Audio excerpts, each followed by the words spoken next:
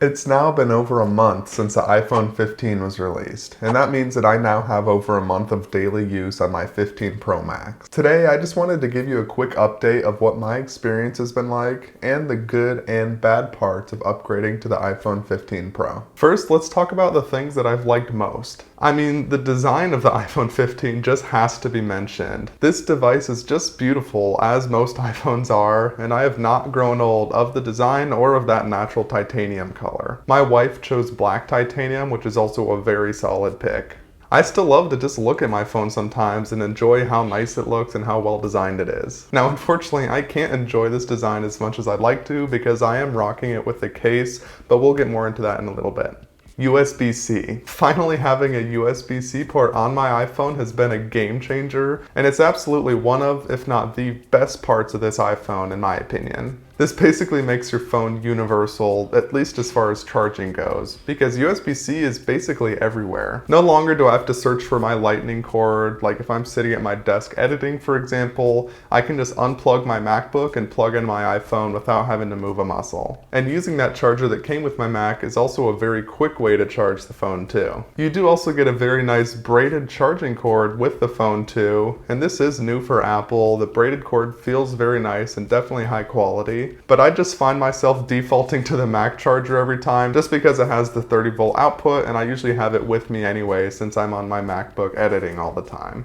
Action button. I can easily say that I've used the action button every single day since I got my phone. This has actually given me access to a feature that I've been wanting for a very long time, which is a very quick way to open up the camera. I love to take pictures and videos of my kids, and I do it all the time just so I can reminisce on them later. But being that I have two toddlers, things move pretty quick with them, and if there's a moment I'm trying to capture on camera, it could very well already be over by the time I pull my phone out and access the camera in time. And this was something that I ran into a lot with my 12 Pro. It just seemed kind of clunky having to open the phone and either swipe or press the camera button before I could access the camera. Now with the action button, all that I do is hold the action button as I'm taking my phone out of my pocket and it's ready to go. I have loved using this feature, and it's definitely led to me having the ability to take pictures a lot faster than I was able to before. Camera. The new camera on these 15 Pro models, to be honest, was one of my biggest driving factors when I decided to get these phones. Like I said before, I take a lot of pictures with my iPhones, but not only that, I actually record all of my videos with my phone too.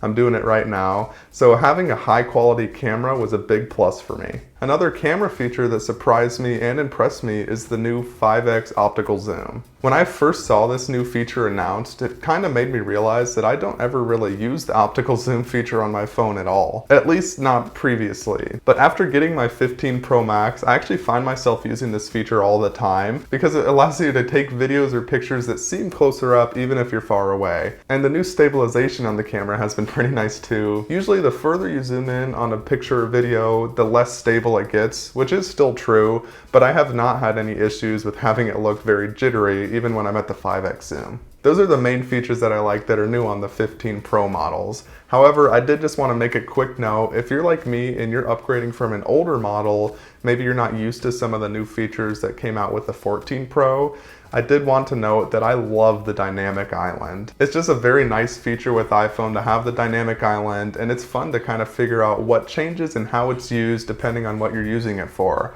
So whether you're on a phone call, if you set a timer, if you're listening to an audiobook or music, it adjusts automatically, and it's very nice visually and definitely very useful to have it up there at the top so you can access or change things at any time. And other than that, I did want to note that I also upgraded for the first time to a Pro Max model. In previous years on previous iPhones, I always opted for the smaller versions. This year, for whatever reason, I decided it'd be worth it to try out the Pro Max model to see if I liked it, and oh my gosh, I definitely love it. I don't think I'll ever go back to not having a Pro Max model after this. Now take that with a grain of salt because this phone is very big, so your mileage might vary. I have found it is kind of hard to hold sometimes, but just the size of the screen, the quality of the screen, and having a few of those extra pluses like a longer battery life and a higher included storage has made the Pro Max model a great choice for me this year. Okay, so now that we've gone over some of the positives, what are some of the things that I did not like about upgrading to the iPhone 15? One of the best things about the iPhone 15 when it comes to the design is also the cause of one of the things I like least about it,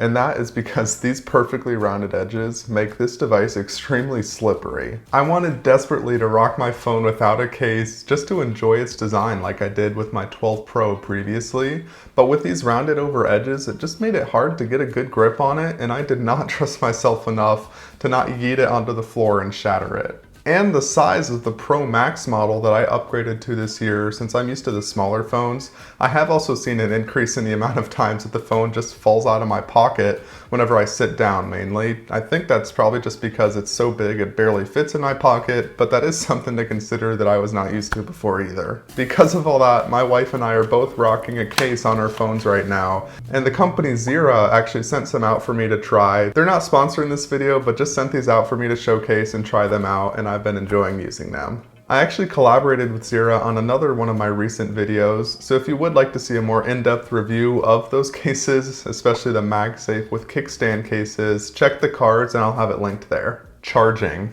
Although the battery on my 15 Pro Max is definitely lasting longer now than what my previous phone did, when I first got the phone, I did kind of feel like the battery life was lackluster. I'm not entirely sure how the batteries work, or if there's maybe a period after it's a new phone before it gets to the point where it has the maximum battery efficiency, but for the first week or so, it seemed like my phone was always on low battery. Now that we're a month or so in, I have not been noticing that issue anymore, so hopefully that's how it stays. The battery life has been very good and definitely lasts me all day on my Pro Max, even when I'm filming. And it is worth it to note, even though this isn't specific to the 15 models, because it's been the same in previous years, I do still kind of find it frustrating that you don't get a charging block included with your phone. The other thing I wanted to note here that isn't specific just to the 15, because this was on the 14 Pro models as well, is the always on display. So if you're like me and you're considering upgrading from an older model of the iPhone, the always on display, to be honest, was kind of a big adjustment for me. And it was kind of weird to me at first, knowing that when my phone was locked, it was still showing everything, but just a little bit dimmer than usual. For a long time, my wife and I both thought that we had notifications or that there was something keeping our phones on because we just weren't used to the always on display. Now, obviously with time, you're gonna get used to it, and I do enjoy using the always on display with one tweak. What I ended up doing was I ended up turning off the background on the always on display. This makes it so that your phone screen is pretty much black when it's locked, other than the time and the notifications that you get. For me, this has been a great happy medium because I don't feel like my phone screen is always on and I'm not as confused about whether or not there's a notification or something causing my phone to stay on. So yeah, really, to be honest, those are the only downsides or negative things that I could say about my experience so far. I have seen a lot of negative articles about the phone's battery life, or more specifically about overheating issues. To be honest, I have not experienced that at all. So with that being said, I would highly recommend taking articles like that with a grain of salt. A lot of issues that come with new iPhones are kind of blown out of proportions a lot of times, but the fact of the matter is people that have good experiences usually don't take the time to leave a review or write an article about how everything is working well.